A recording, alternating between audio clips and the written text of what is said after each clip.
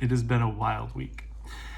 And so now I am very excited to bring you my review of the final book of the Twilight Saga, Breaking Dawn.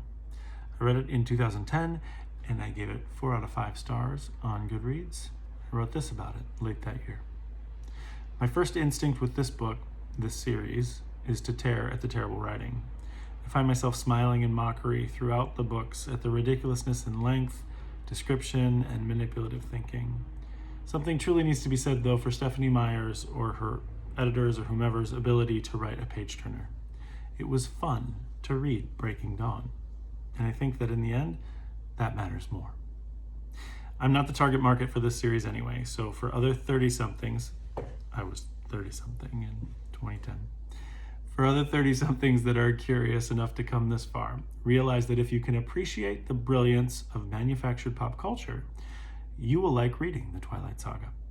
Throw it in with the other guilty pleasures in your media closet.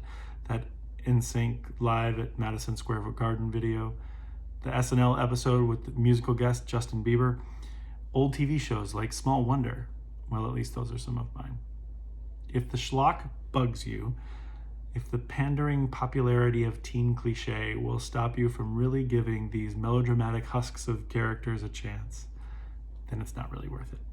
I liked it, and I finished it in about a week. Now, I feel bad that I'm talking about it as terrible writing. I'm being a little judgy here, but it's young adult fiction, and it's really great young adult fiction. It's a great series for young adult fiction. I think that you could get into some of the social ramifications of what's happening in the relationships and what's happening between the characters, and maybe add some criticism to them.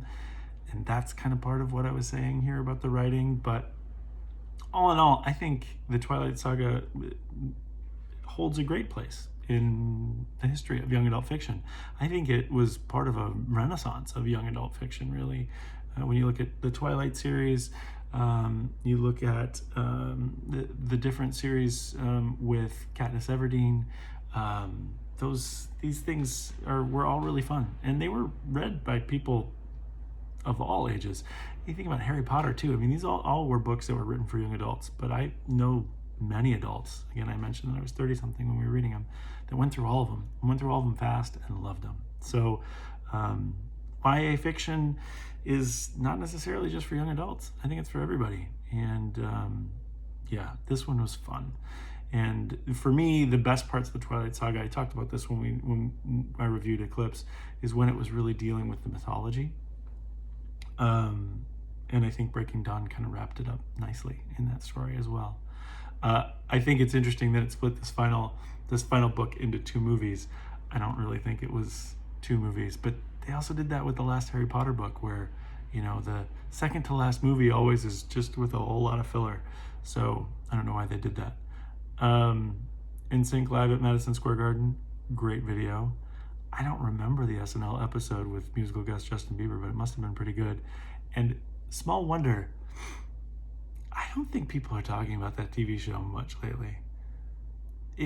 It's kind of creepy and weird, but I loved it when I was a kid. So anyway, those are the fun guilty pleasures that are there, and the Twilight Saga is going to be one of those for me too. So Breaking Dawn, read it in 2010, and this will be in the full playlist of the Twilight Saga here on YouTube.